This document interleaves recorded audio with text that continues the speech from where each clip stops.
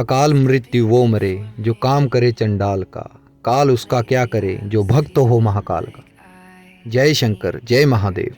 दोस्तों, 32 किलोमीटर का ये ट्रैक और 18,000 फीट की ऊंचाई पर स्थित भगवान शिव का शिवलिंग एक अद्भुत ही नज़ारा है, जो कि जांव से शुरू होता है।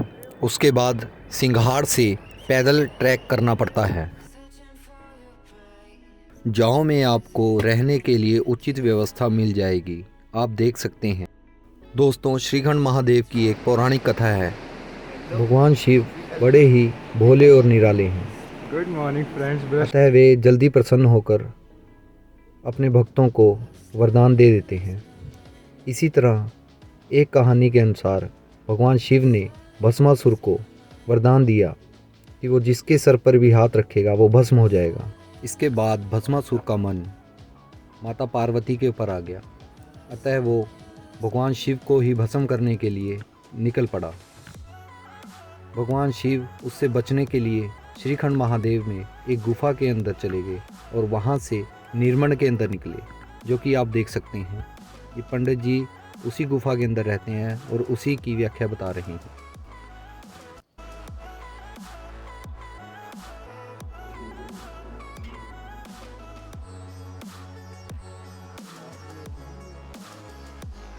तो चलते हैं अपने ट्रैक के ऊपर और आपको एक एक रास्ता और एक एक जगह बताएंगे जहां आप रुक सकते हैं और ट्रैक का आनंद ले सकते हैं। थाचुड़ तक पहुंचते पहुंचते हो सकता है आप हिम्मत हार जाएं, क्योंकि ये बहुत ही कठिन चढ़ाई और लंबा रास्ता होता है। इस रास्ते में आपको ना तो पानी मिलेगा और ना ही खाने के लिए कुछ और सामग्री। सिंघाड़ से आपको पैदल ट्रैक शुरू करना है। सिंघाड़ के बाद एक शिव भगवान का मंदिर आता है, वहाँ पे एक पुजारी भी रहते हैं जो सभी भक्तों का स्वागत करते हैं। आप वहाँ पर अपना सामान जो भी आप एक्स्ट्रा लाए हैं उसको रख सकते हैं और उसके बाद आप वहाँ से थाचड़ू के लिए निकल सकते हैं। सिंघाड़ से थाचड़ू की दूरी 12 किलोमीटर की है। हमने यहाँ आश्रम में कुछ देर आराम किया और चाय नाश्ता किया। आप यहाँ अपनी मर्जी से कुछ भी दक्षिणा दे सकते हैं मंदिर के निर्माण के लिए।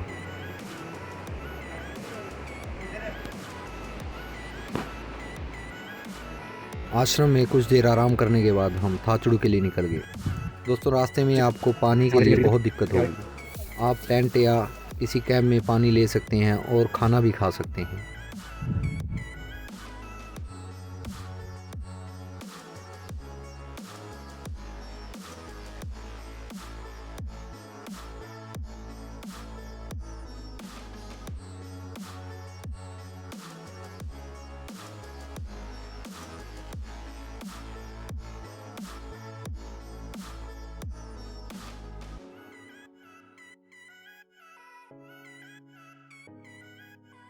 तो हम फाइनली थाचड़ू तक पहुंच गए हैं, जो कि हमारा आज का पहला बेस कैंप है। एक दिन का सफ़र थाचड़ू तक ही पॉसिबल होता है। आप चाहें तो काली घाटी तक भी जा सकते हैं, जो यहाँ से 2 किलोमीटर है, लेकिन वहाँ पर कई बार कैंप नहीं होते, इसलिए ज़्यादातर लोग थाचड़ू में ही रुकते हैं। यहाँ पर आपको खाने पीने के लिए और रहने के लिए उचित व्यवस्था मिल जाती है।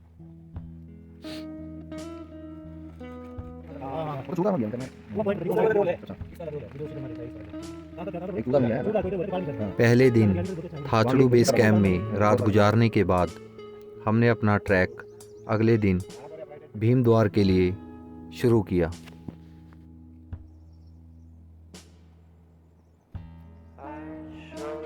बोले बोले बम बोले।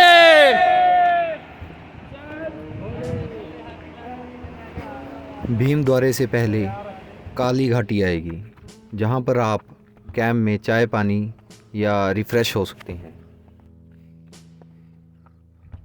थकावट को दूर करने के लिए हमारे कुछ मस्ती भरे पल जो आप देख सकते हो।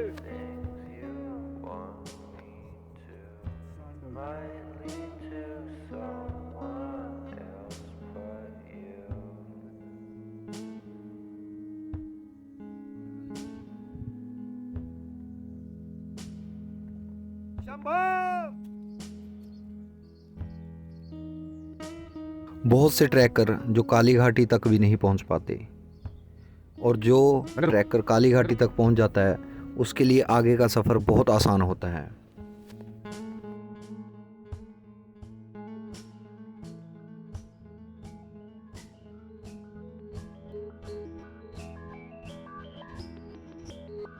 फाइनली हम काली घाटी तक पहुंच गए।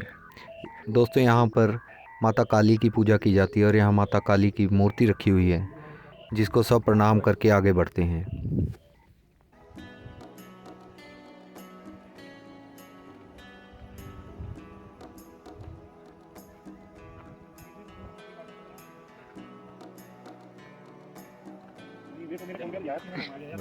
दूसरे दिन की जो स्टे होगी वो भीम द्वार में ही होगी। उसके बाद आपको जल्दी से जल्दी सुबह उठकर श्रीखंड महादेव के लिए निकलना पड़ेगा।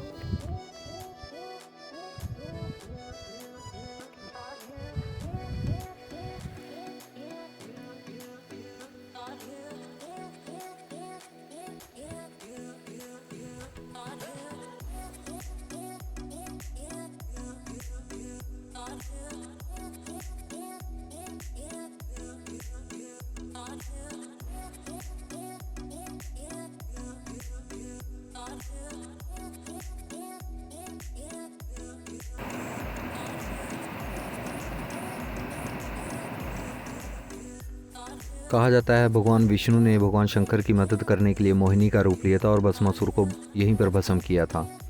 जहाँ पर भस्मासुर को भस्म किया था वहाँ की मिट्टी आज भी लाल है और वहाँ पानी लाल दिखाई देता है। फाइनली इतना कठिन रास्ता चलने के बाद हम भीम द्वार पहुँच गए हैं और यहाँ पर बहुत ही तेज़ बारिश भी हो रही है। दोस्तों, श्रीखंड महादेव के लिए आखिरी स्टे भीम द्वार ही है। हमें भीम द्वार से जल्दी सुबह निकलना है और जल्दी वापस भी आना है भीम द्वार, क्योंकि आगे का रास्ता बहुत ही कठिन भरा है। क्योंकि भीम द्वार के बाद ना तो कोई रहने की व्यवस्था है और ना खाने पीने की कोई व्यवस्था है। भीम द्वार से तीसरे दिन हमने सुबह 5 बजे अपना ट्रैक श्रीखंड महादेव के लिए शुरू कर दिया। भीम द्वार के बाद पार्वती बाग आता है जो कि माता पार्वती द्वारा लगाया गया है। ये बहुत ही खूबसूरत फूलों से सजा हुआ बाग होता है। इसके बाद का जो रास्ता है वो बहुत ही कठिन है और बहुत ही दुर्गम है, जो बड़े बड़े पत्थरों और बर्फीले रास्तों से घिरा हुआ है।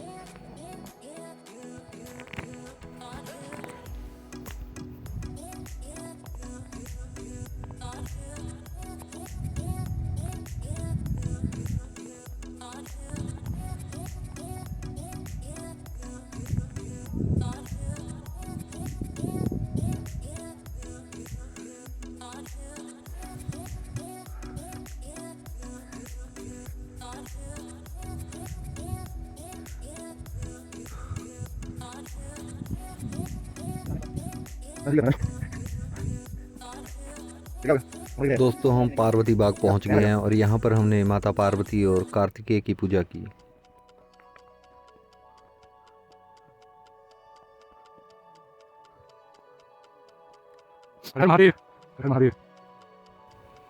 इसके बाद नैन सरोवर आता है जो कि कहा जाता है कि माता पार्वती के आंसुओं से बना हुआ है।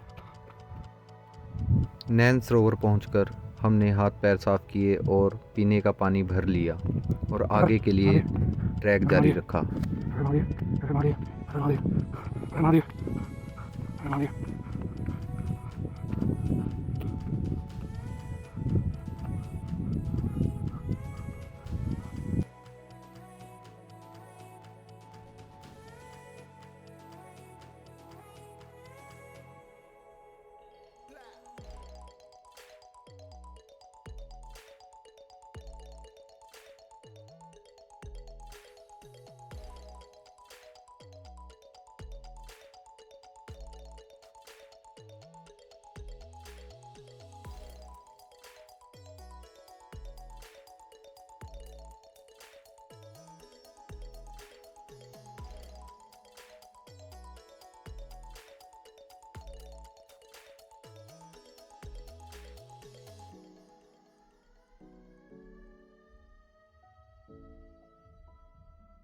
आप देख सकते हैं यहाँ पे एक झील बनी हुई है जो कि माता पार्वती के आंसुओं से बनी हुई है, इसलिए इसका नाम नैन सरोवर पड़ा।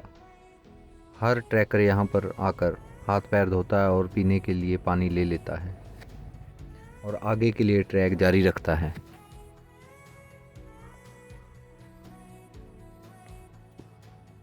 एक कहानी ये भी है दोस्तों कि यहाँ पर पांडवों ने स्वर्ग की सीढ़ी बनाई थी, जो बड़े बड़े पत्थर यहाँ पे कटे हुए रखे हैं।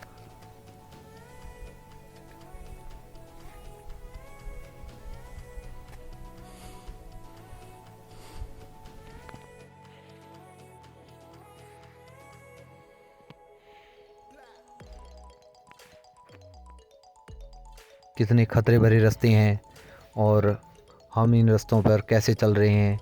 कृपया पानी ज़रूर साथ में लीजिए और ऊपर ऑक्सीजन की बहुत ज़्यादा कमी है। मैंने खुद अपने चेहरे पे रुमाल के अंदर कपूर डाल रखी है, जो कि ऑक्सीजन का काम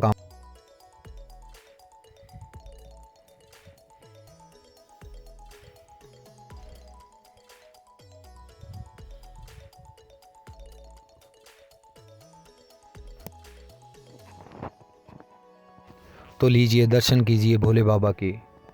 फाइनली हम पहुंच ही गए। जय श्रीखंड महादेव, जय महाकाल।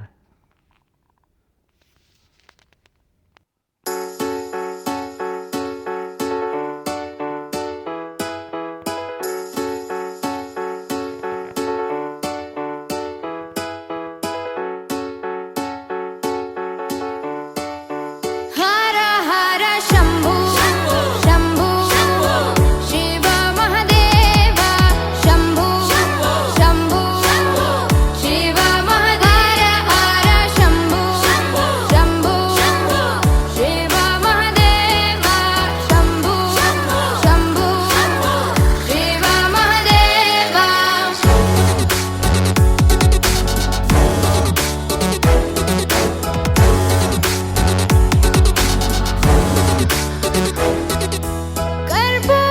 कर्पूरगौरं करुणावतारं संसारसारं भुजगेन्द्रहारं कर्पूरगौरं करुणावतारं संसारसारं भुजगेन्द्रहारं सदा वसन्तं हृदयारविन्दे भवं भवानी सहितं नमामि। सदा वसन्तं हृदयारविन्दे